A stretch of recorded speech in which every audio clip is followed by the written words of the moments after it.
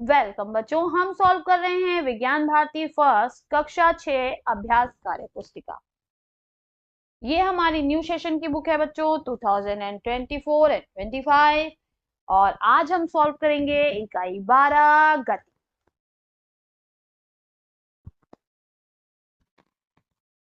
निम्नलिखित प्रश्नों के सही विकल्प छांटिए। ओडोमीटर यानी पथगामी द्वारा निम्नलिखित में से किसको नापा जाता है? तो वाहन की दूरी को नापते हैं, कितना दूर वाहन चला उसको हम मापते हैं। दिए गए चित्र में विस्थापन न्यूनतम होगा। तो बच्चों आपके चित्र में विस्थापन का जो चित्र है वो नहीं दिया था, पुरानी बुक में दिया था, तो उसी से मैंने यहाँ पे बना दिया है। तो कह रहा है विस्थापन न्यूनतम कब होगा। तो देखिए अगर जो हमारा ये है ये ए से चले और पूरा चल के वापस आए यानी पूरा एक चक्कर लगाए तो विस्थापन क्या हो जाएगा? 0। तो राइट आंसर क्या हो जाएगा?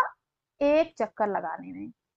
आधा चक्कर लगाने पे विस्थापन इतना होता, 3/4 लगाने पर विस्थापन जो है वो इतना होता, 2/3 लगाने पे भी विस्थापन आपका यहां तक होता लगभग। ठीक है, तो सबसे कम किस में होगा? जब वो पूरा चक्कर लगाएगा तो वापस वहीं आ जाएगा, उस समय विस्थापन 0 होगा। तो राइट आंसर हो जाएगा हमारा एक चक्कर लगाने में। नेक्स्ट क्वेश्चन कह रहा है कि गतिशील वस्तु के लिए निम्नलिखित में क्या असत्य है? तो क्या असत्य है? समय के साथ दूरी अपरिवर्तित। ऐसा हो ही नहीं सकता कि अगर कोई वस्तु गति में है तो समय के साथ उसकी दूरी ना परिवर्तित हो। दूरी तो बिल्कुल परिवर्तित होगी बच्चों, तभी तो वो गति में होगा। अगर दूरी ही नहीं परिवर्तित हो रही यानी कि वो कहीं जा ही नहीं रहा है, तो दूरी अपरिवर्तित, ये हमारा गलत हो जाएगा। किसी गतिशील वस्तु में निम्नलिखित में क्या सत्य है? दूरी 0 होने पर विस्थापन अवश्य 0 होगा। तो ये तो सत्य है, अगर दूरी 0 है तो विस्थापन भी 0 है। चाल 0 होने पर वेग अवश्य 0 होगा, वे भी सही है। चाल 0 है तो वेग 0 होगा। वेग 0 होने पर आवश्यक नहीं है कि चाल 0 हो, ये बिल्कुल सही है कि वेग 0 होने पर आवश्यक नहीं है कि चाल भी 0 हो। तो हम इसको टिक कर देंगे। नेक्स्ट कह रहा है चित्र की गति को देखकर सुमेलित कीजिए। तो यहाँ पर बच्चों देखिए हमारे जो है सूर्य के प्रत्येक ग्रह की गति दिखा रहा है, तो इस तरह की गति को हम कहते हैं वृत्तीय गति। क्या कहते हैं? वृत्तीय गति।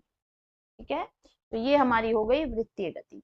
दूसरा हमारा कह रहा है, देखिए ये कुम्हार का चौक है, इसकी गति को हम क्या बनाएंगे? तो इसकी गति को हम कहते हैं घूर्णन गति। ये अपने अक्ष पे घूम रहा है तो इसको हम कहेंगे घूर्णन गति। नेक्स्ट है ये घड़ी की गति है, तो घड़ी की जो गति होती है वो कैसी गति होती है? आवर्ती गति। ये हमेशा अपने आप को दोहराती है। फिर जो है आपका ये स्प्रिंग वाली गति है, तो स्प्रिंग की ऊपर नीचे की गति को हम क्या कहते हैं? दोलन गति।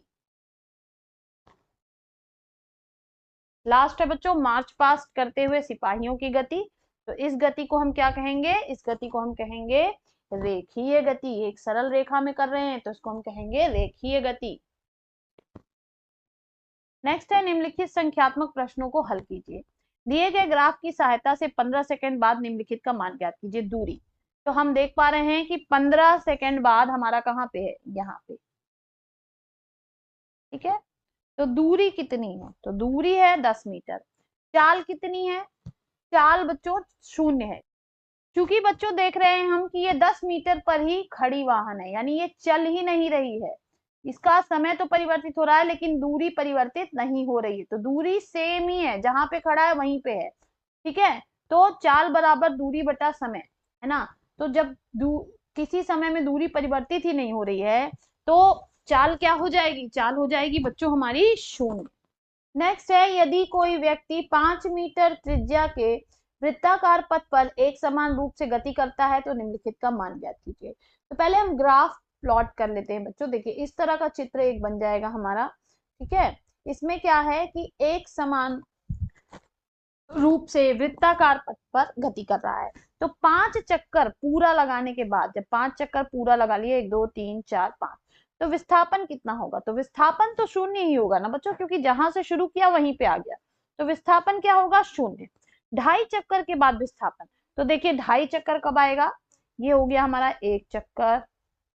ठीक है, फिर हो गया ये हमारा दूसरा चक्कर, और फिर 2.5 चक्कर पे कहाँ पहुंचेगा? यहाँ पे।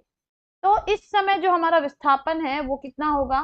तो आप देख रहे हैं इतना होगा। अब ये r है तो एक और r, यानी 2r हमारा विस्थापन होगा, और जिसका मान क्या हो जाएगा 5 मीटर, यहाँ पे हमें दिया हुआ था, तो 5 दूनी 10 यानी 10 मीटर। नेक्स्ट है, दिए गए चित्र के अनुसार एक कार 2 घंटे में बिंदु ए से प्रारंभ करके बी सी से होते हुए डी पर पहुंचती, यानी ए से शुरू किया, बी पे गई, बी से सी पे गई, सी से डी पे गई। अब हमसे पूछ रहा है दूरी कितनी हुई। तो देखिए दूरी हम कैसे ज्ञात करेंगे, 4 + 8 + 10, ठीक है, 4 + 8 + 10, तो ये हमारा हो जाएगा बच्चों 22 किलोमीटर। तो आंसर क्या हो जाएगा 22 किलोमीटर। नेक्स्ट हमसे पूछ रहा है विस्थापन ज्ञात कीजिए। तो विस्थापन होता क्या है बच्चों, दूरी होता है चली गई, जो हमारी दूरी है उसको हम दूरी कहते हैं, लेकिन प्रारंभिक अवस्था से न्यूनतम दूरी को, जो प्रारंभिक अवस्था है और अंतिम अवस्था है उसके बीच की न्यूनतम दूरी को हम विस्थापन कहते हैं। तो न्यूनतम दूरी हमारी हो जाएगी एडी, और जो कि हमें दिया हुआ है 10 किलोमीटर। तो आंसर क्या हो जाएगा हमारा 10 किलोमीटर। नेक्स्ट हमसे कह रहा है निम्नलिखित प्रश्नों के उत्तर दीजिए। वेग का एसआई मात्रक मीटर पर सेकेंड, एक दिन में कितने घंटे होते हैं 24 घंटे। नेक्स्ट हमसे कह रहा है उदाहरण की सहायता से अंतर को स्पष्ट कीजिए। दूरी और विस्थापन, वस्तु द्वारा तय की गई पथ की लंबाई को हम दूरी कहते हैं, जबकि वस्तु के प्रारंभिक स्थिति और अंतिम स्थिति के बीच की न्यूनतम दूरी को हम विस्थापन कहते हैं। नेक्स्ट है वृत्तीय गति और घूर्णन गति। तो किसी वस्तु का निश्चित बिंदु के चारों ओर एक निश्चित दूरी पर वृत्ताकार मार्ग पर चक्कर लगाने को हम वृत्तीय गति कहते हैं, जैसे कोल्हू चलाता बैल। जबकि किसी वस्तु का अपनी धुरी या अक्ष के परितः घूमना या चक्कर लगाने को हम घूर्णन गति कहते हैं, जैसे घूमती फिरकी की गति। चाल और वेग, किसी वस्तु द्वारा एकांक समय में चली गई दूरी को हम उसकी चाल कहते हैं। चाल बराबर होता है तय की गई दूरी बटा समय, जबकि किसी वस्तु द्वारा एक निश्चित दिशा में एकांक समय में चली गई दूरी को हम वेग कहते हैं। वेग बराबर होता है विस्थापन बटा समय। एक समान गति असमान गति, जब कोई वस्तु समान समय अंतराल में समान दूरी तय करे तो उसे एक समान गति कहते हैं, जैसे घड़ी के सुइयों की गति। जब कोई वस्तु समान अंतराल में असमान दूरी तय करे तो उसे हम असमान गति कहते हैं, जैसे सड़क पर वाहन की गति। अब कार बच्चों अगर हम चला रहे हैं तो एक स्पीड में नहीं चला सकते हैं, उसकी स्पीड निरंतर बदलती रहेगी। नेक्स्ट कह रहा है नीचे दिए गए दूरी समय ग्राफ में ज्ञात कीजिए यदि बिंदु O से प्रारंभ होकर बिंदु S पर यात्रा समाप्त होती है तो यानी O से गया P पे, P से गया Q पे, Q से गया R पे, फिर आया S पे। अब हमें कुछ प्रश्नों के उत्तर इसके आधार पे देने। तो हमसे पूछ रहा है चली गई कुल दूरी। तो चली गई कुल दूरी क्या हो जाएगी, देखिए पहले तो इसने चली यहां से यहां यानी 15, फिर उसके बाद इसने चला 0, फिर उसने चला 10 और फिर लास्ट में इन्होंने चला है 25। तो हम इसको जोड़ देंगे, 15 + 0 + 10 + 25 यानी 50 मीटर दूरी हो गई। फिर हमसे पूछ रहा है औसत चाल। तो औसत चाल होती है बच्चों चली गई कुल दूरी बटा कुल समय। तो 50 मीटर बटा 16 सेकेंड यानी 3.125 मीटर पर सेकेंड।